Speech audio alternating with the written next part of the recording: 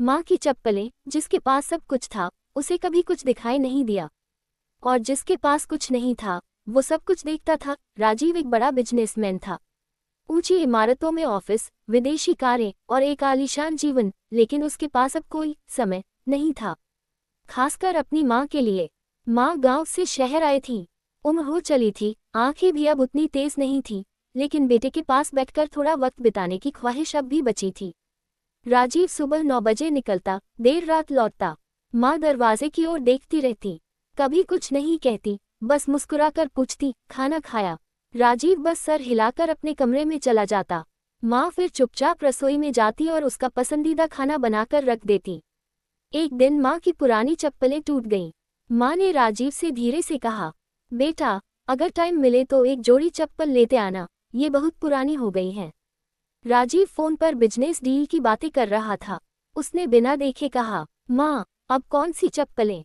आप तो बाहर जाती नहीं, और घर में तो बिना चप्पल के भी चल सकती हैं। माँ मुस्कुरा दी, कुछ नहीं बोली। रात को जब राजीव घर आया, तो देखा कि माँ की चप्पलें टूटी हालत में दरवाजे के पास रखी हैं। अंदर देखा, माँ चुपचाप बैठी थी। राजीव को अचानक गुस्सा आ गया। माँ, इतनी छोटी सी बात के लिए क्यों परेशान होती हो? कल किसी को बोल दूंगा, ले आएगा चप्पल।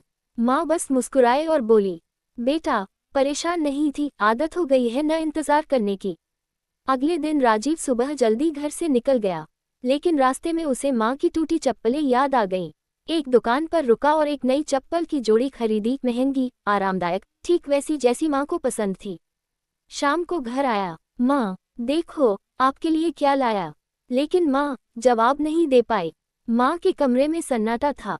माँ इस दुनिया से जा चुकी थी।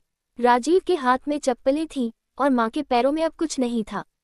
वो चप्पलें अब कभी नहीं पहनी जाएंगी। राजीव की आंखों से आंसू बह रहे थे। आज उसे एहसास हुआ कि माँ को सिर्फ चप्पलें नहीं चाहिए थीं, उसे बेटा चाहिए था, थोड़ा समय चाहिए था, थोड़ा अपनापन।